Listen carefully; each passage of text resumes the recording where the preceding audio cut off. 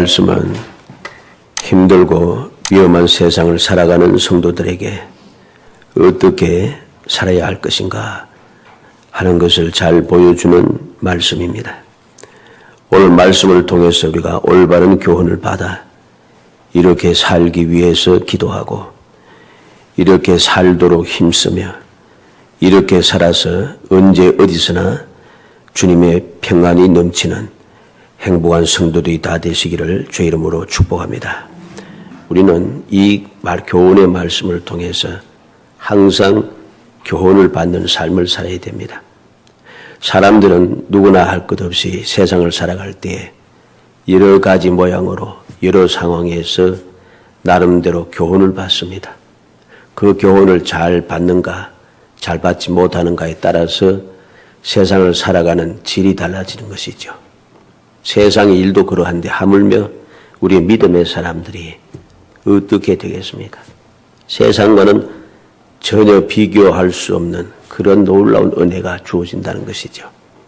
세상에서는 교훈을 여러 가지 많이 받지만은 받은 교훈대로 내가 살려고 해도 또 그렇게 살아도 그 사람들이 내가 교훈받았던 그 사람들의 모습을 보고 그대로 본받아서 살았는데 이게 또 안 돼요, 이상하게.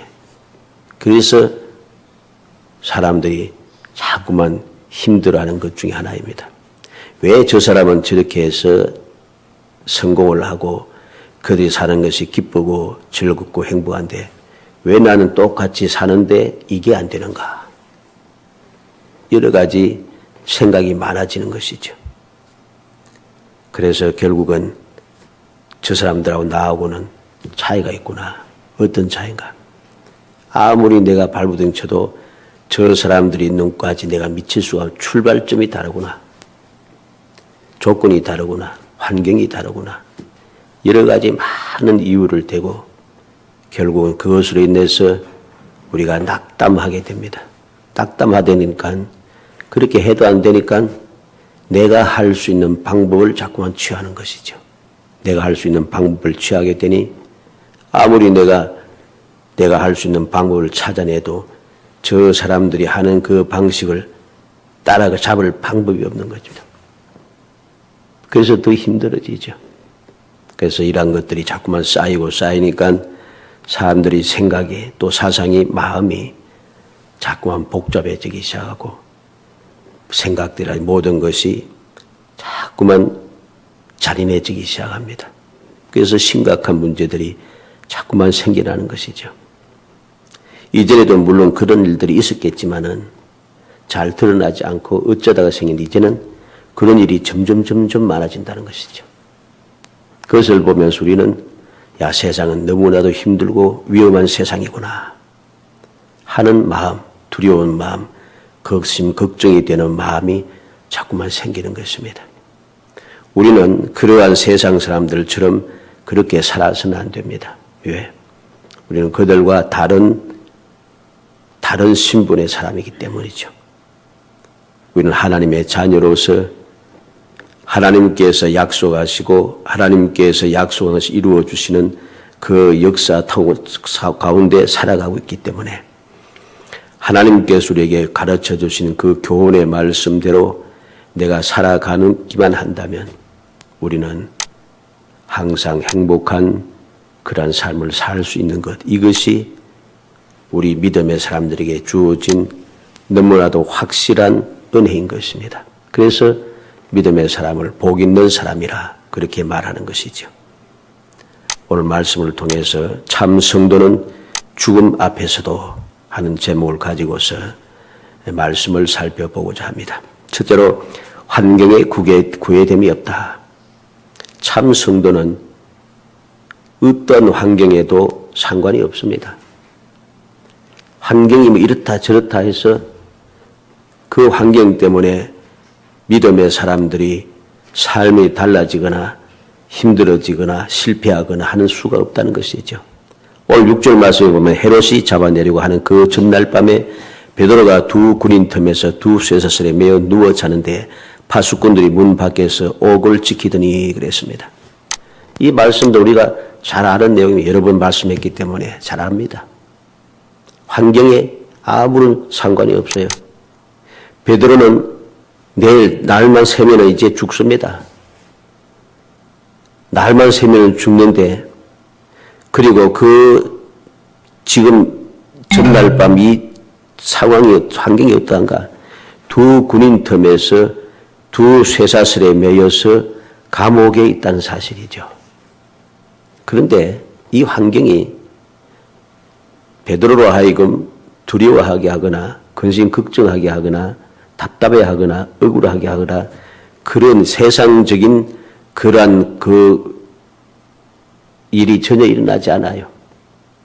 세상적인 사람들이 세상에 일반적으로 일어나는 그러한 일들이 베드로에게는 일어나지 않는다는 것이죠. 오히려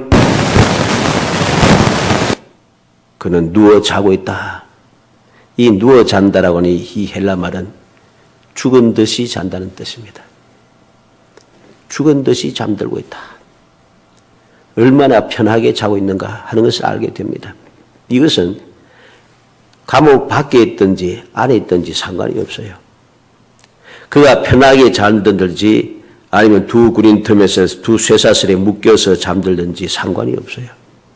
환경이 전혀 구애됨이 없이 베드로는 죽음 앞에서도 평안하다는 것이죠.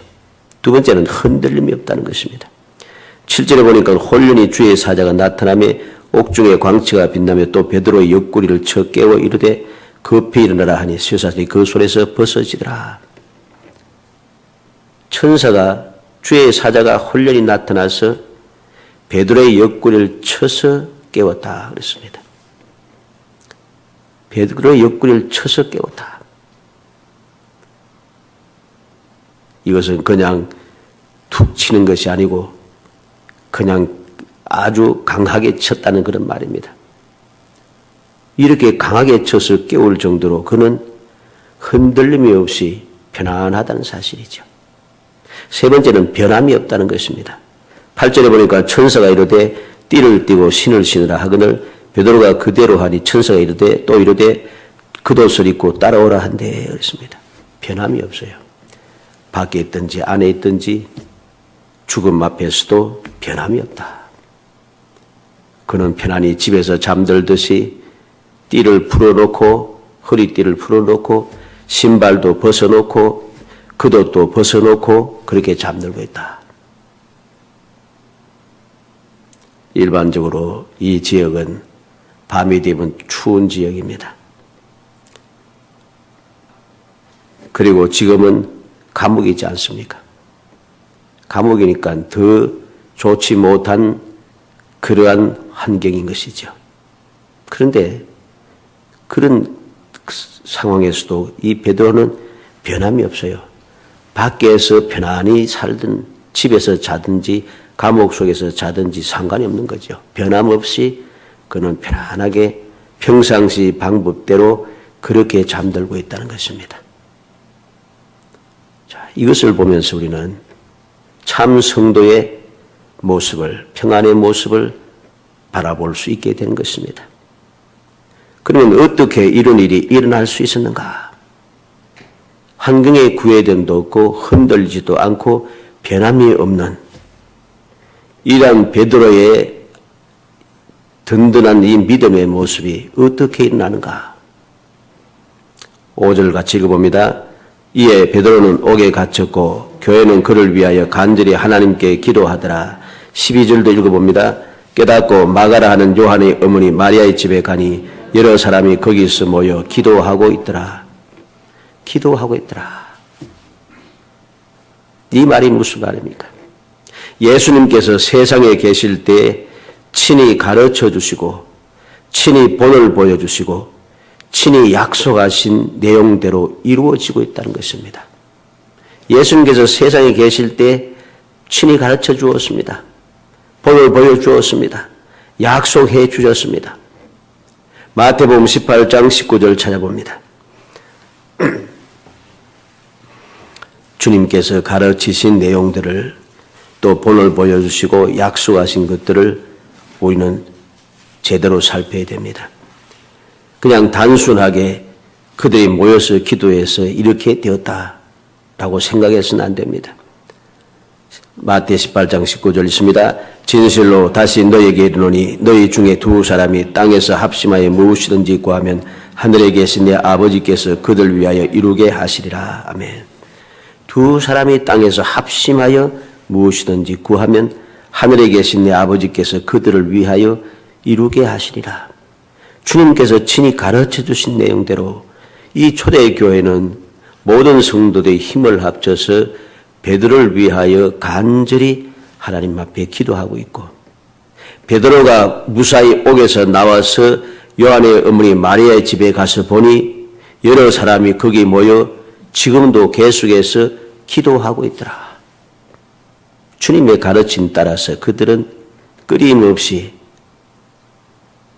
주저하지 아니하고 낙심하지 않고 계속해서 기도하고 있더라는 것입니다. 요한복음 15장 7절 말씀도 봅니다. 주님께서 친히 가르쳐 주신 내용이죠. 요한복음 15장 7절 말씀. 요한복음 15장 7절 읽어봅니다. 너희가 내 안에 거하고 내 말이 너희 안에 거하면 무엇이든지 원하는 대로 구하라. 그리하면 이루리라. 우리가 주님 안에 있고 주님의 말씀이 내 안에 있을 때에, 즉 주님의 말씀을 믿는다는 것입니다. 믿을 때에 무엇이든지 원하는 대로 구하면 이루어 줄 것이라고 합니다. 주님의 가르침입니다. 마가복음 4장 35절 찾아봅니다. 주님께서 친히 본을 보여주신 내용입니다. 마가복음 4장 35절에서 40절.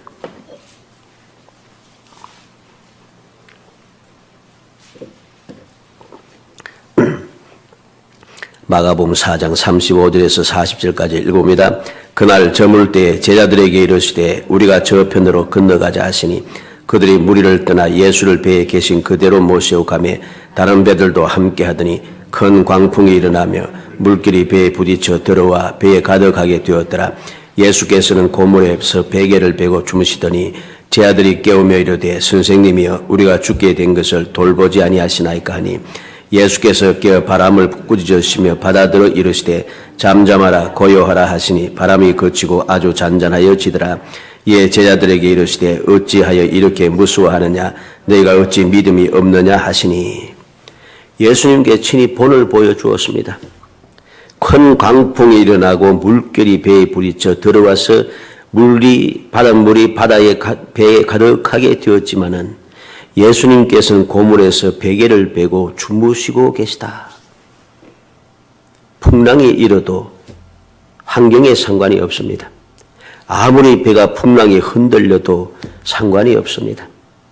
아무리 배에 물이 가득 차게 되었어도 상관이 없습니다. 주님께서는 고물에서 평안히 베개를 베시고 주무시고 계시다는 사실이죠. 베드로는 이러한 주님의 모습을 본 것이죠. 주님의 가르침도, 주님의 그 친히 보여주신 모습, 본에 보여주신 모습도 이 베드로는 마음에 새기고 있는 것입니다. 그래서 그는 비록 내일 아침에 죽을 것이지만은 죽음 앞에서도 그는 환경에 구현됨도 없고 흔들림도 없고 변함이 없이 평상시와 똑같은 그러한 삶을 살아가고 있다는 것이죠. 또한 주님께서 우리에게 약속하신 것이 있습니다. 요한복음 14장 27절 찾아봅니다.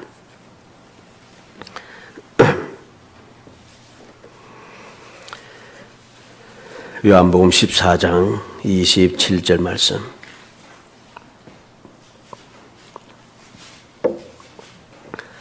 읽어봅니다. 평안을 너희에게 끼치노니 곧 나의 평안을 너희에게 주노라. 내가 너희에게 주는 것은 세상에 주는 것과 같지 아니하니라.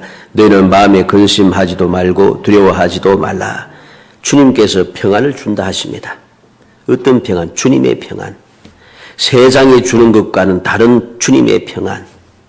그 평안을 가진 사람은 마음에 근심하거나 두려워하지도 않아도 됩니다. 왜 그렇습니까?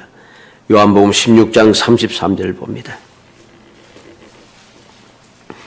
요한복음 16장 33절 말씀 읽어봅니다.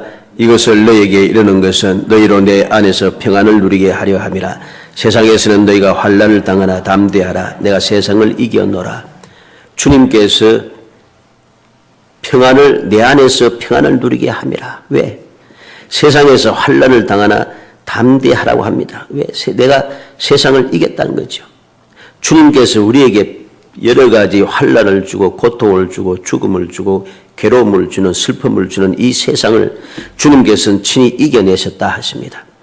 이 세상을 이겨내신 주님께서 너희로 내 안에서 평안을 누리게 하려 함이라 약속해 주고 있습니다. 그러면 이것이 언제 어디에 어떻게 이루어진 내용인가? 32절 말씀을 봅니다. 요한복음 16장 32절 바로 위에 말씀 읽어봅니다.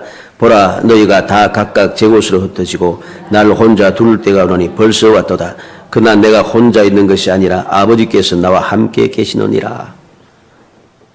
너희들이 조금 있으면 다 흩어지고 나 혼자 남게 될 것이라는 겁니다. 그런데 주님께서는 그래도 혼자 있는 것이 아니라고 하십니다. 아버지께서 나와 함께 계시느니라. 그래서 주님은 평안하신 것이죠.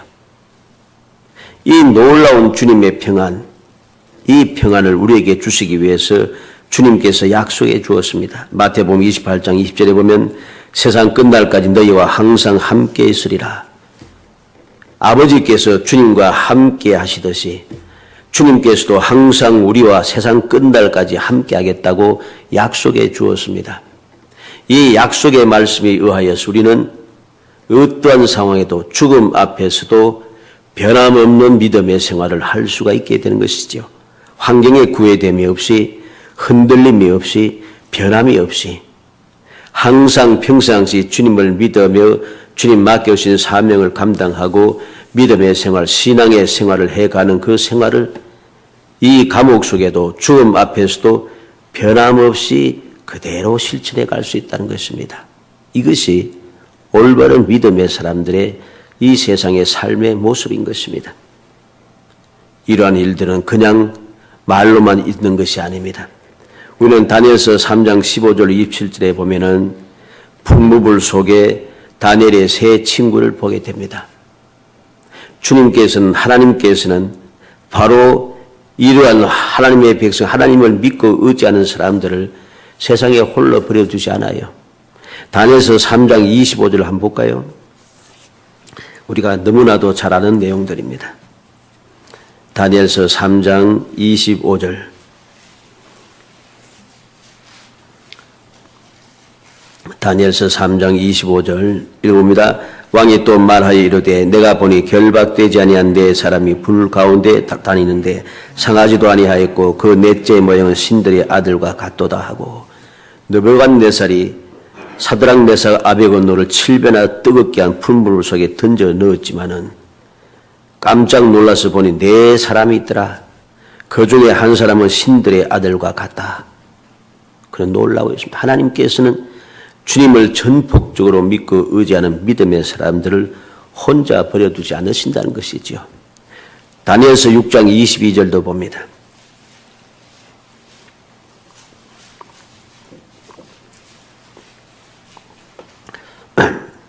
다니엘서 6장 22절 있습니다. 나의 하나님이 이미 그의 천사를 보내어 사자들의 입을 봉하셨으므로 사자들이 나를 상해하지 못하였사오니 이는 나의 무죄함이 그 앞에 명백함이오며 또 왕이여 나는 왕에게도 해를 끼치지 아니하였나이다 하니라. 다니엘을 사자굴 속에 집어넣었지만은 하나님이 이미 그의 천사를 보내어 사자들의 입을 봉하고 계시다. 하나님께서는 하나님을 전폭적으로 믿고 의지하는 믿음의 사람을 혼자 버려두지 않으십니다. 우리는 창세기부터 시작해서 요한계시록까지 하나님의 백성들과 함께 하시는 하나님의 그 사랑의 역사를 봅니다. 아브라함이 연약하여져서 기근을 만나서 애굽 땅에 들어갔습니다. 자칫 잘못하면 목숨도 위험하고 아내도 빼앗겼습니다. 큰일 났습니다. 그런데 그런 중에도 하나님께서 아브라함과 함께 하셔서 바로를 책망하시고 아브라함을 무사히 돌아서 나오게 하시더라. 이 외에도 우리는 하나님께서 어려움을 당하는 하나님의 백성들을 버려두지 않으시고 항상 찾아오셔서 말씀하시는 것을 봅니다. 그를 위로하시고 그를 가르쳐주시고 그를 인도하시고 그를 위해서 역사하시는 모습들을 우리는 말씀을 통해서 많이 보는 거죠. 사도행전 27장 9절로 25절에 보면 풍랑을 만난 바울 사도에게 친히 나타나신 것을 봅니다.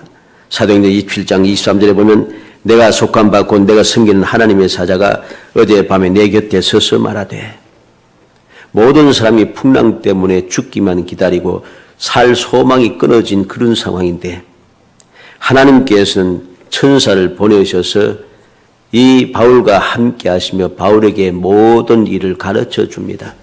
바울에게 평안을 주시더라는 것이죠. 이것이 바로 하나님께서 주시는 은혜입니다. 주를 믿고 의지하는 참 성도들이 누리는 놀라운 축복인 것이죠. 이렇게 참 성도는 죽음 앞에서도 흔들림이 없습니다. 변하지 않습니다. 항상 그 환경에 구애됨이 없습니다. 우리는 요한계시록을 보면서 어떻게 봅니까? 요한계시록 보면 이 요한계시록은 사도 요한이 밤모섬에 유배 가서 하나님의 은혜를 체험한 내용입니다. 주님께서 친히 찾아오셔서 장차 일어날 모든 일들에 대해서 다 보여주면서 세세하게 보여주면서 가르쳐주지 않습니까? 얼마나 놀랍습니까? 어디에서도 주님께서는 약속하신 대로 항상 함께 해주시더라. 그래서 그들은 어떠한 상황에도 변함없이 평안을 누리며 살아갈 수 있었다는 것이죠. 살아가는 성도 여러분, 우리도 이들과 똑같이 하나님의 사랑을 입어 하나님의 선택을 받고 하나님의 자녀가 된 복 있는 사람입니다. 그러니 우리들도 이와 같이 살 수 있도록 되어 있습니다. 베드로니까 이렇게 살 수 있었지 아닌 것입니다. 모든 믿음의 사람들은 다 똑같이 베드로처럼 살아갈 수가 있습니다. 그렇게 살아갈 수 있기 때문에 주님께서는 말씀을 기록하셔서 우리에게 이러한 상황에 놓였을 때, 이런 환경에 처하였을 때 어떻게 하면은 믿음의 사람답게 살 수 있는가? 어떻게 하면 이 환경을 이겨내고 승리하는 존귀한 하나님의 자녀로서 살아갈 수 있는가 하는 것을 교훈을 주기 위해서 기록해 둔 것이죠. 우리는 이 믿음을 간직해야 됩니다. 어떤 상황에서도 하나님께서 우리에게 보여주시는 이 모든 내용들, 모든 상황들, 모든 환경들은 다 내게 복을 주시기 위한, 나로 하여금 주님께서 약속하신 은혜를 누리게 하기 위한, 베드로처럼 이러한 기적의 삶을 살아갈 수 있도록 하기 위한 하나님의 사랑의 뜻인 것이죠. 이 사랑의 뜻을 우리가 믿음으로 교훈을 받아야 하는 것입니다. 그래야만이 우리도 이 베드로처럼 평안하고 승리하고 더욱더 능력 있는 기적의 삶을 살아갈 수가 있는 것이죠. 우리가 2018년을 이제 막바지에 도달해 가고 있습니다.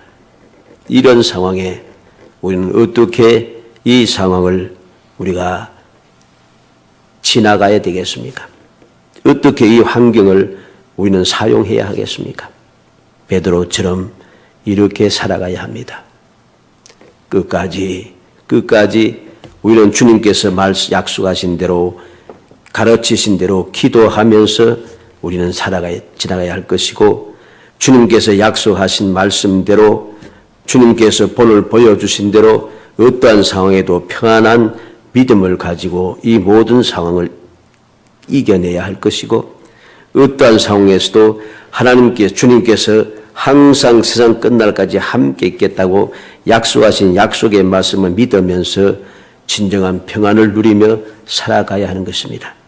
그렇게 될 때에 이 베드로가 죽음 앞에 있지만은 하나님께서 천사를 보내어서 그와 함께하여 이 모든 환경을, 이 모든 상황을 변화시켜 주시는 것을, 극복해내게 하신 것을 보듯이 앞서 여러 가지 말씀을 통해서 힘들고 어려운 가운데 처한 모든 백성들을, 하나님의 백성들을 함께하여서 은혜 주시던 그 기적의 역사를 우리가 마음에 새기면서 우리가 2018년을 마무리할 수 있어야 할 것입니다. 주여 나에게 기적의 역사를 일으켜 주옵소서. 이 사실을 믿으며 우리는 끊임없이 간절히 기도해야 할 것입니다. 주여 기적의 역사를 일으켜 주옵소서. 도무지 어찌할 수 없는 죽음 앞에서도 베드로에게 이러한 기적의 역사를 일으켜 주었듯이 나에게도 이루어 주옵소서. 이렇게 되기 위해서 우리는 간절히 하나님 앞에 기도하고 또 기도해야 할 것입니다. 주님께서 본을 보여주신 대로 흔들리지 않는 믿음을 가지고 주님의 평안을 누려야 할 것입니다. 세상 끝날까지 항상 함께 하시라 약속을 믿으며 나와 함께 하신 주님을 의지하고 살아가야 할 것입니다. 그렇게 된다면 여러분들의 남은 2018년의 삶은 주님께서 함께하여서 이루어주시는 기적의 삶이 될 것입니다. 바로 그런 기적의 삶을 살아가는 행복한 성도가 되기를 주의 이름으로 축복합니다. 믿음으로 간증할 수 있는 것입니다. 이 기적을 여러분들의 지금 있는 처하에 있는 그 모든 환경, 여러분이 당하고 있는 그 모든 상황들, 형편과 처지들을 주님의 함께 하셔서 역사하시는 그 능력으로 모든 것을 변화시켜가고 바꾸어 나가서 정말 내게도 하나님 기적을 일으켜 주셨구나 하는 기쁨이 충만하기를 주의 이름으로 축원합니다. 주의 약속을 믿으시기 바랍니다. 주님 본을 보여주신 이 교훈의 말씀을 진실로 믿음으로 교훈을 받으시기 바랍니다. 그래야 해야만이 우리는 기적의 삶을 살아갑니다.